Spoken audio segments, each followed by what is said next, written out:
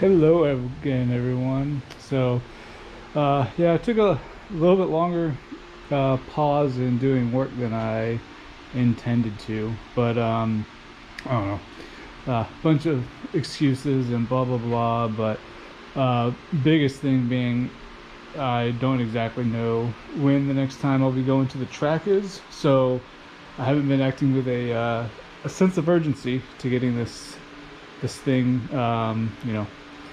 to where I want it to be. But I've done a couple of things, and just as a little update, I ended up going to the place that the endurance racing car is stored and worked on right now.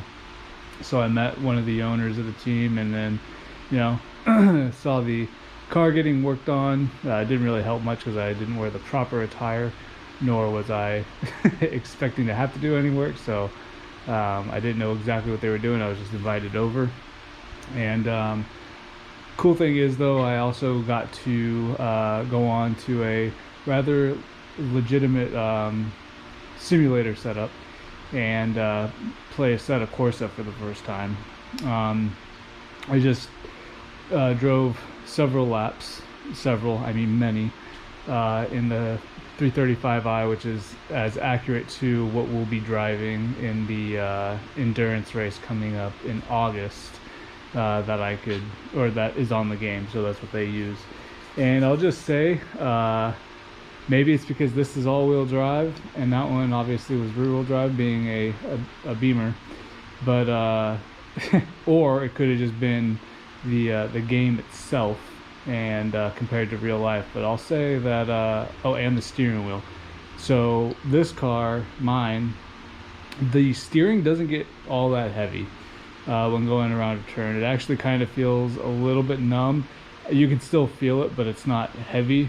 Whereas on the simulator, my friend had a rather high strength, like I'm not even sure how many newton meters the thing was pulling, but I will say that it was a fight to get it into corners. Like, I was actually having to flex my forearms and my biceps to get the wheel to turn at times, whereas with this I don't have to do that at all. So there were several differences, and probably gonna have to do quite a bit of tweaking of settings and such once I get my own simulator set up and all that. But it was vastly different than actually going to the track in person and driving it. So got a little bit of experience there. I don't think it'll be as difficult in real life when we get there, but we will just have to wait and see. But on this, as I previously discussed, and sorry if the fan is going to be a little bit too loud, I have the rotor on this side, so can't exactly show you there.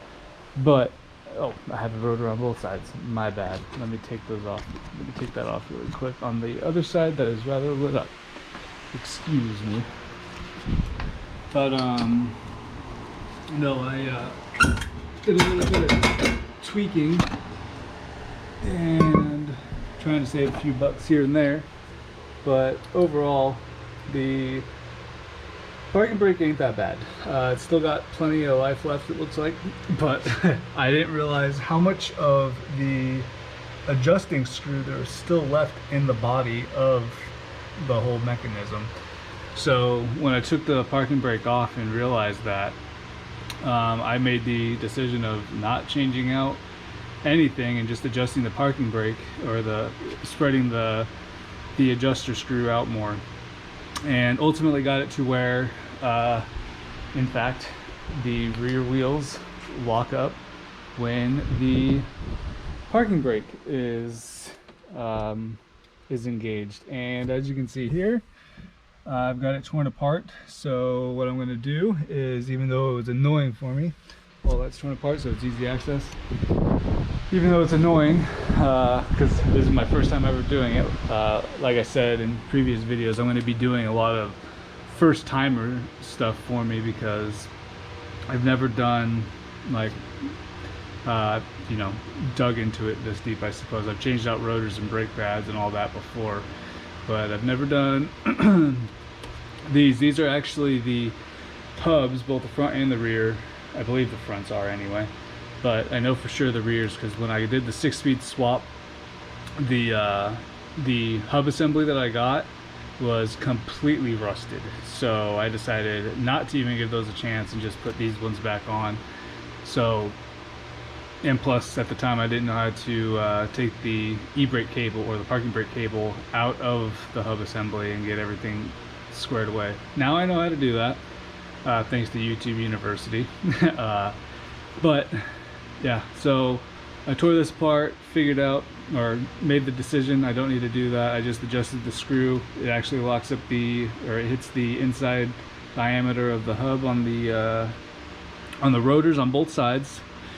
I obviously can't check it on an incline because I don't have one here, and I'm not taking it off the jack stands just to be able to test that out.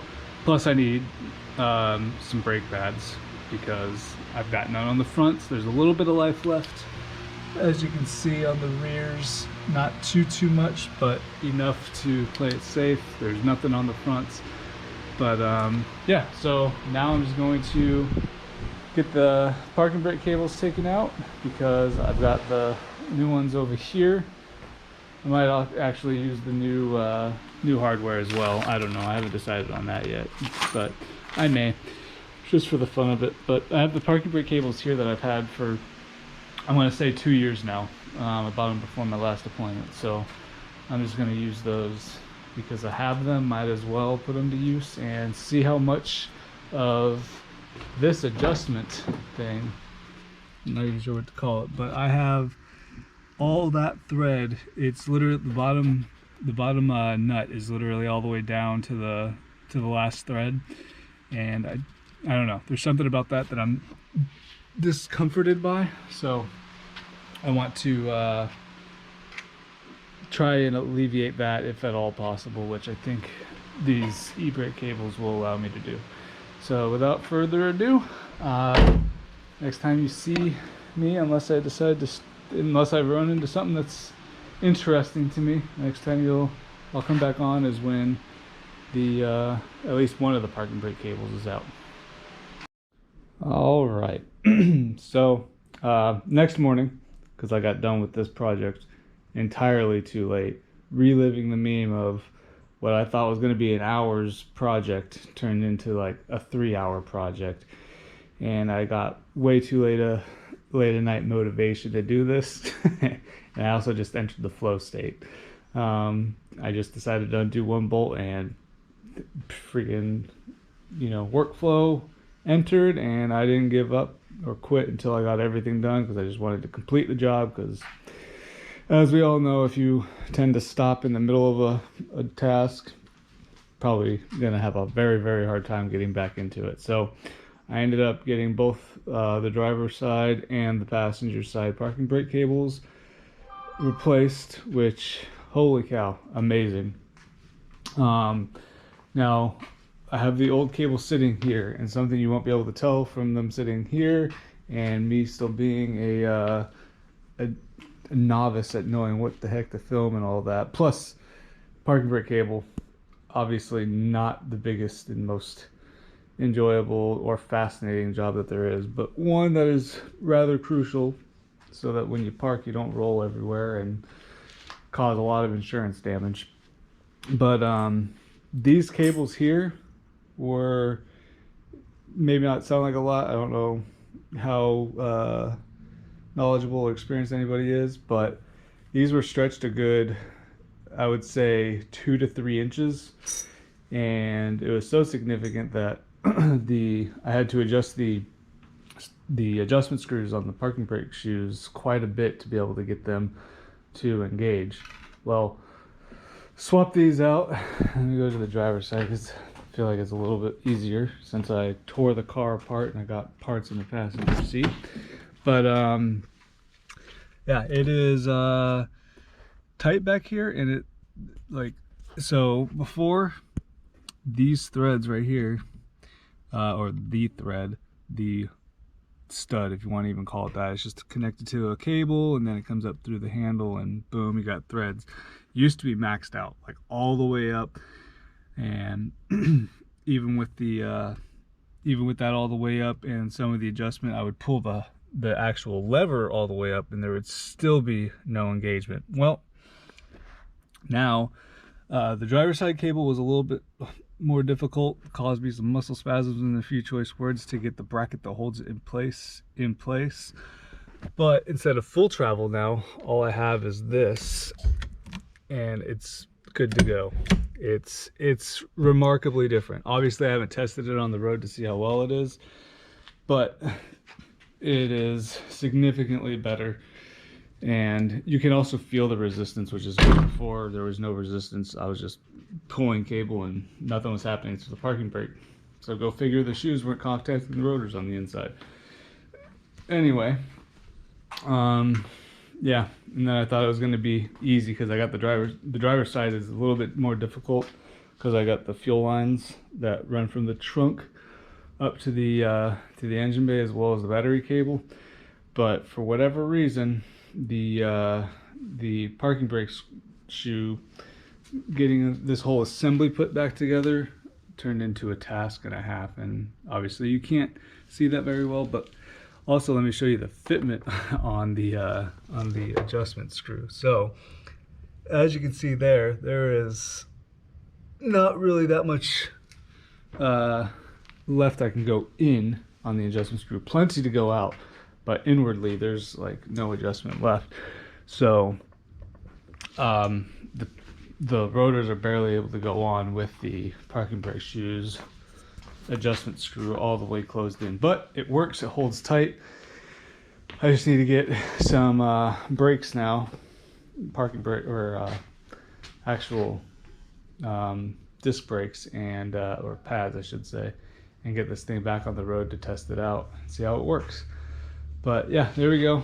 Understand, not the most fascinating of things, but safety wise I feel much more comfortable with the car, and I'm ready to get this thing back on the road. And then got some other projects that I've got in the head that I need to get done, because as I said, this parking brake cable thing is just coming from a lot of basic neglect. So I got a lot of basic stuff that I needed to do since nothing has been touched, because as of 2018, because the car has just been reliable. All I've had to do is tires and brakes, and this thing has been fantastic on and off track. So all right, y'all, until next time, stay driven.